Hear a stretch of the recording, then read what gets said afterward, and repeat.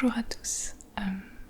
Aujourd'hui, je voulais vous faire une vidéo un petit peu simple, on va dire. En fait, j'ai quelques objets à côté de moi et je voulais juste vous parler de certains d'entre eux et produire des sons qui pourraient être relaxants pour vous avec d'autres objets. Voilà. Donc pour certains, j'aurai des choses à raconter et pour d'autres, ce sera juste pour le son que ça produit. Je vais commencer par juste ces deux bouts de bois que j'ai là. Donc ceux-là, typiquement, j'ai rien à dire dessus, ce sera juste pour le son.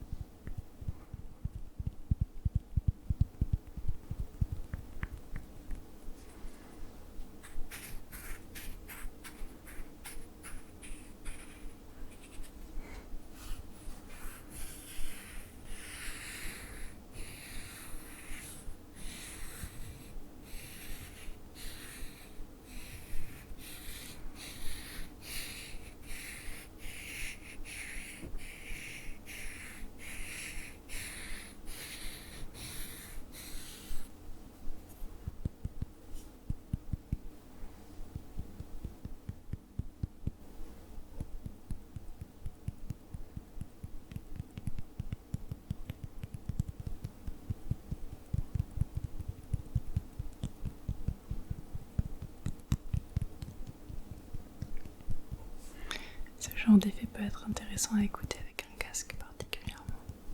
Comme ça, il y a un effet son à gauche, son à droite qui est intéressant, qui est moins facilement entendu quand on ne porte pas de casque ou d'écouteurs, je pense.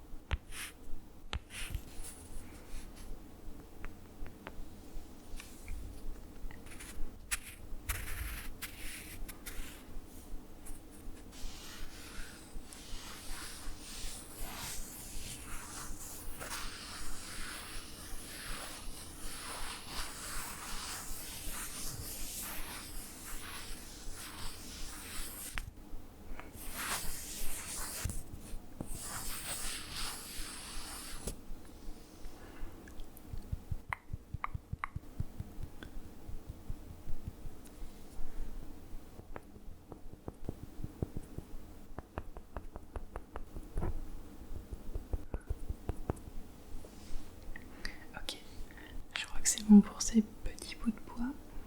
Maintenant, j'ai envie de vous parler. Alors, je vais vous parler du livre que je suis en train de lire à l'heure actuelle. Donc, je suis en train de lire cet ouvrage, La mythologie viking de Neil Gaiman. Et là, j'en suis à peu près à la moitié. Donc, c'est en cours, c'est pas encore fini.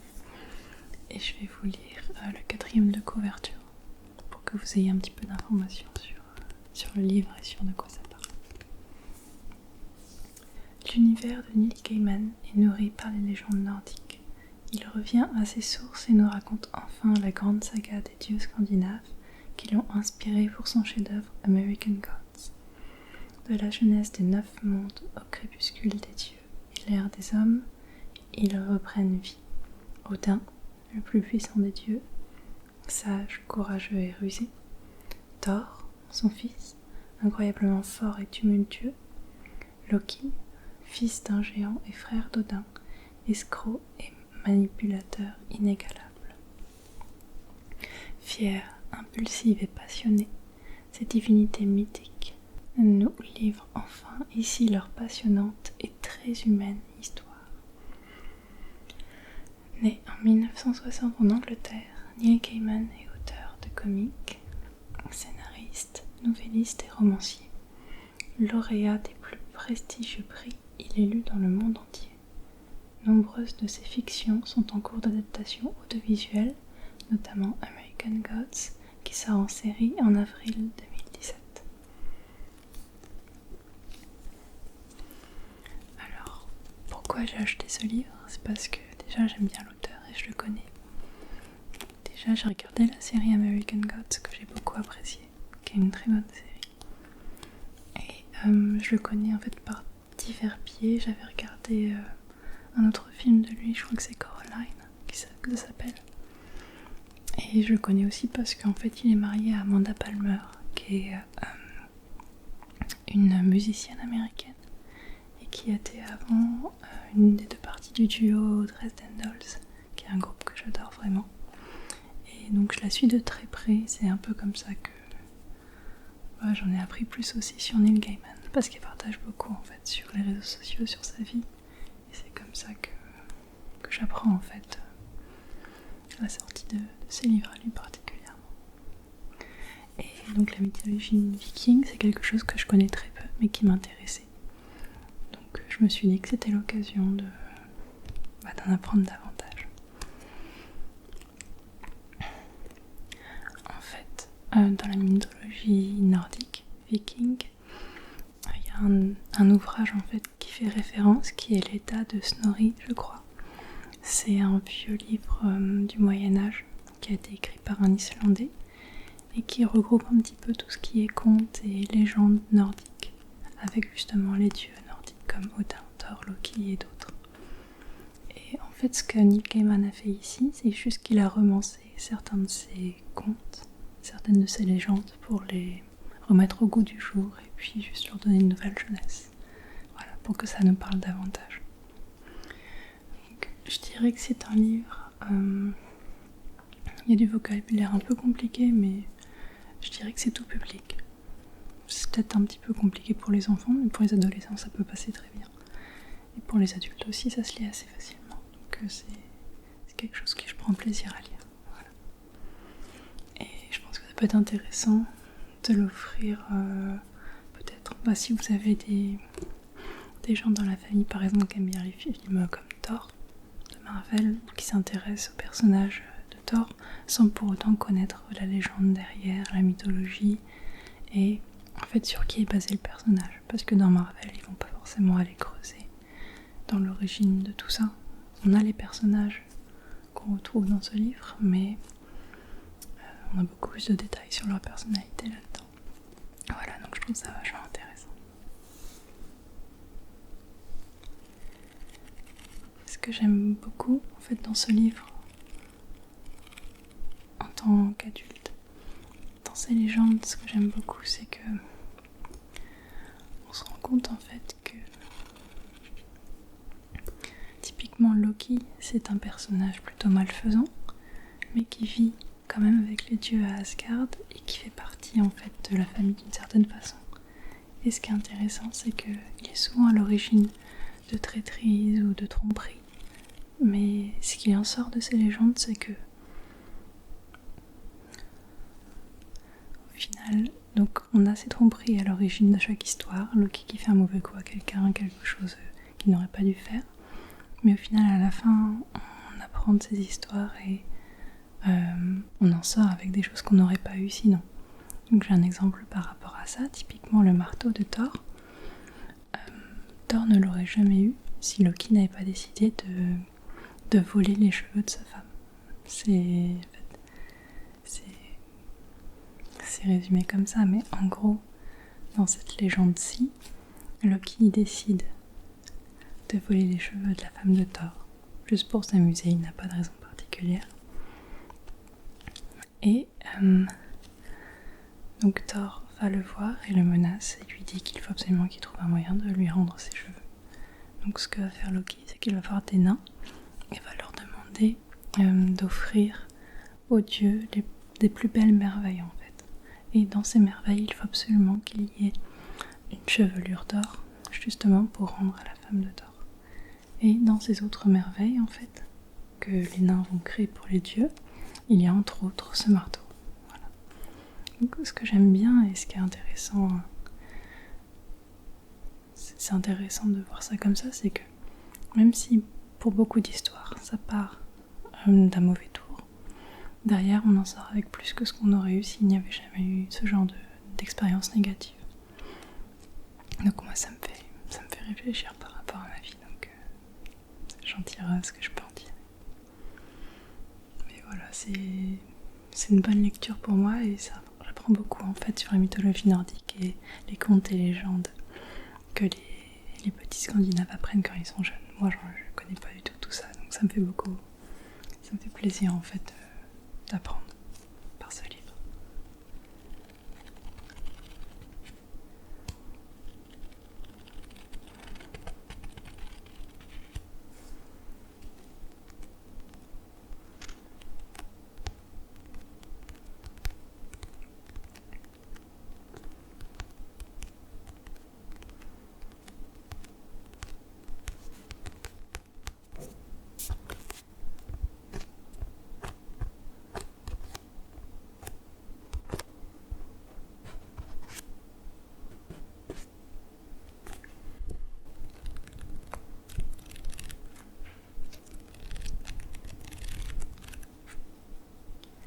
Ce que j'aime bien aussi, c'est que Dans la mythologie nordique, en fait, les dieux sont très humains. Ils peuvent ruser, ils peuvent mentir, ils peuvent trahir. Et au final, ce sont des personnes qui font des choix et qui ne sont pas tout le temps sages, qui ne prennent pas tout le temps les bonnes décisions dans le respect de chacun. Et ça, c'est intéressant de voir à quel point ils peuvent être différents de l'image qu'on peut avoir de Dieu, en fait. Parce qu'on a aussi des dieux malfaisants. Pour ne citer que Loki, lui, c'est un dieu aussi, je crois.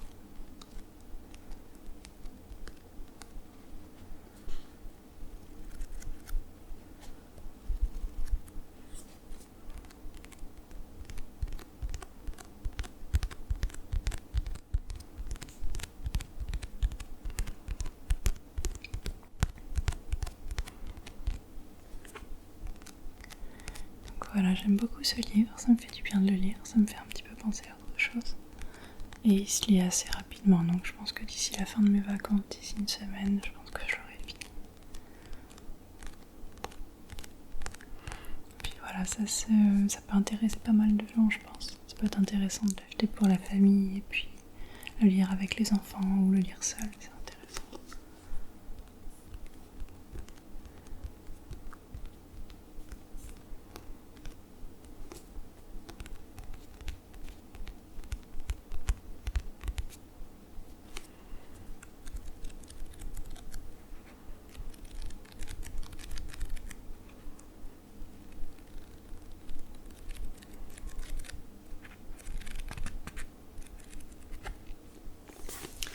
C'est tout pour la mythologie viking de Neil Gaiman.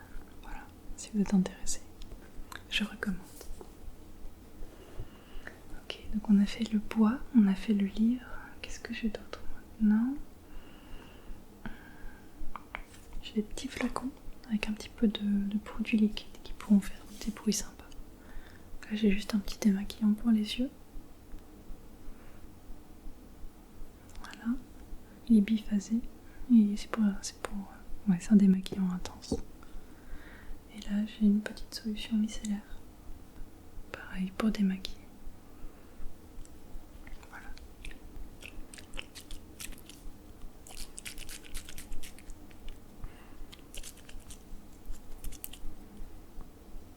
Sauf qu'elle part vite en mousse, donc j'aurai pas beaucoup de bruit, je pense.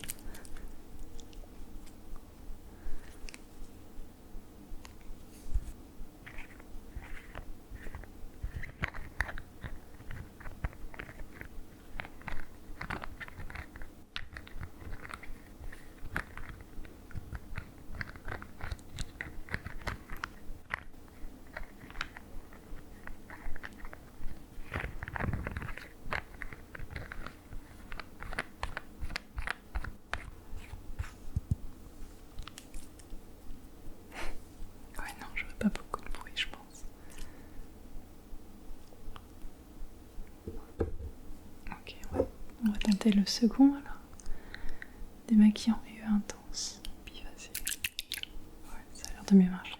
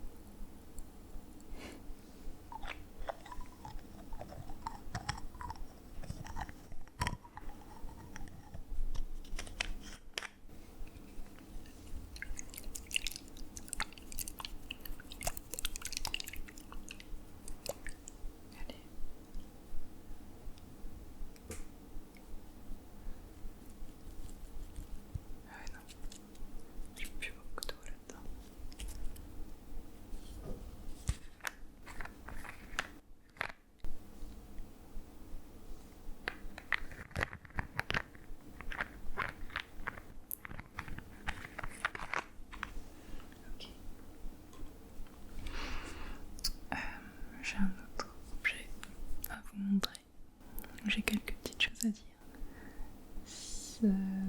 Ça pourrait rendre nostalgique certains d'entre vous qui ont connu un petit peu la même chose que moi. C'est un vieux téléphone que j'avais il y a peut-être 10 ans, je pense. Et ça reste à ce jour mon téléphone préféré. C'était vraiment... je l'adore. Il est magnifique, il est tellement beau, il tient dans la main comme ça. Il est vraiment... il y a tout ce qu'on peut rêver, quoi. Il y a vraiment tout ce qu'il faut. Il est un petit peu sale, il est un peu vieux, hein, mais... Donc il se ferme comme ça. On a un petit écran ici. Au-dessus, on a une petite lentille pour faire des photos. On a un petit flash.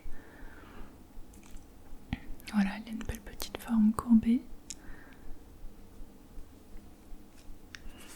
Il est dégueulasse, hein, je suis désolée. Mais voilà, à l'intérieur il est comme ça. Donc on pouvait pas prendre de selfie. Hein. Mais c'était pas grave. Et puis il est juste magnifique. C'était mon meilleur téléphone et je l'adore, quoi.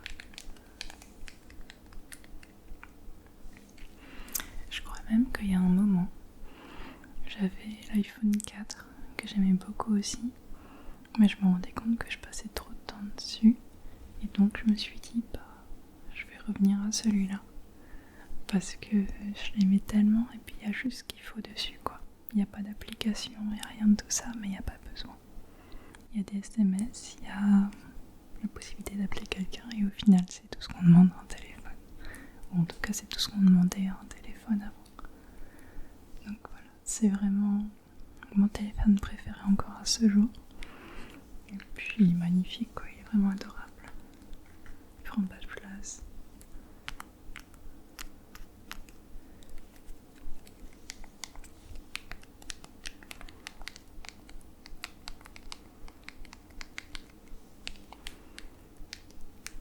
Voilà, donc c'est hyper matérialiste, hein, mais ça me fait plaisir de le voir et de l'avoir encore parce que j'en garde de très très bons souvenirs.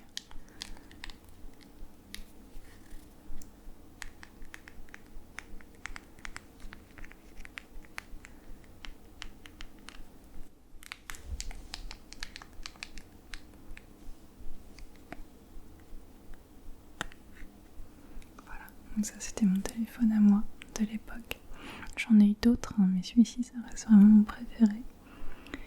Et je me demandais si vous aviez pas un vieux téléphone que vous gardiez encore alors qu'il n'y a pas d'utilité. Ou si vous avez vraiment un téléphone qui vous a marqué, qui est vraiment... qui restera toujours votre préféré quoi qu'il arrive. Parce qu'à l'heure actuelle, moi j'ai un OnePlus 5 qui est vraiment très bien, j'ai pas à m'en plaindre, mais il y a un monde entre les deux, quoi, c'est hallucinant. Donc voilà. Au final, je suis heureuse avec le mien et j'aimerais pas forcément retourner avec celui-là. Mais n'empêche qu'il reste parfait pour moi, quoi. Il le restera, je pense. Ouais, voir les deux à côté, c'est quand même dingue, quoi. Le temps qui s'est passé et l'évolution qu'il y a eu. Et ouais, je dirais en 10 ans peut-être, 15 ans peut-être. Mais ouais, voilà. Pour une petite parenthèse historique, hein, parce qu'au final, c'est limite historique les téléphones comme ça maintenant.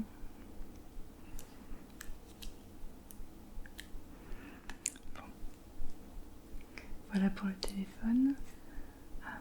Maintenant, ce que je pensais faire, c'est brosser un petit peu le micro pour avoir des petits sons sympas.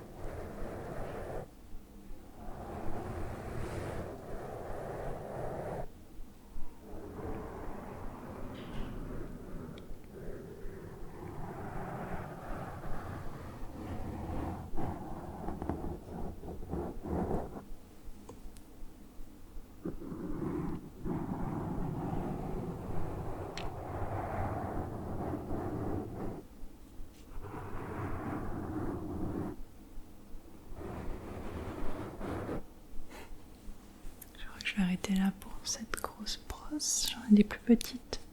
Donc, je vais essayer avec les plus petites maintenant. Celle-ci.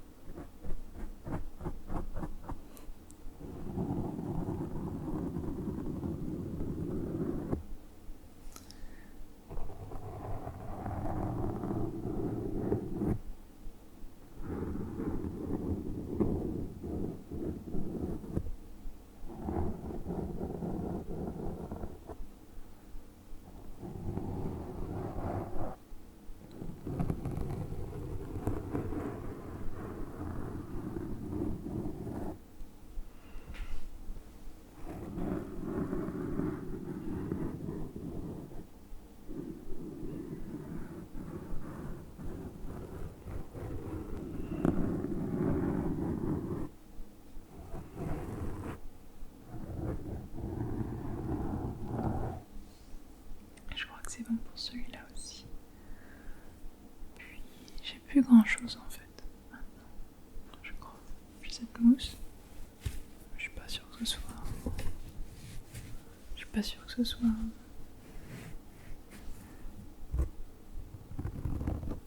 Je sais pas si c'est très agréable en fait. Mousse contre mousse.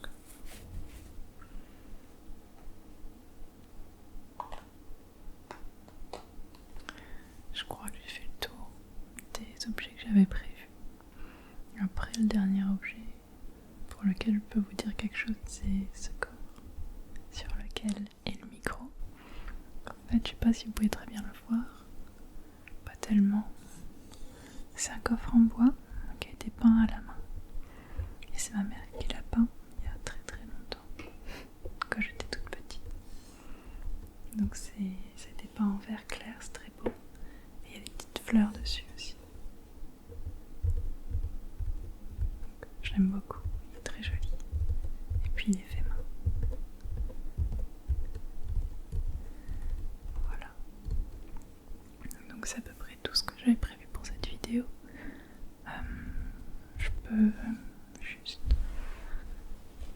Je peux continuer un petit peu à parler près du micro, mais j'ai plus grand chose de prévu en vrai, donc je vais pas durer très longtemps je pense. Voilà. Donc j'espère que vous avez apprécié la vidéo. J'en mets pas souvent en français, je l'avoue, donc j'espère que vous avez aimé quand même quoi. N'hésitez pas à me dire en commentaire ou ailleurs quel genre de vidéo vous aimeriez voir. J'aimerais essayer de faire quelque chose de plus original ou quelque chose que j'ai pas déjà fait. Donc si vous avez des suggestions, ça m'intéresse. Voilà. Donc merci beaucoup de regarder cette vidéo et puis j'espère qu'elle vous aura permis de vous relaxer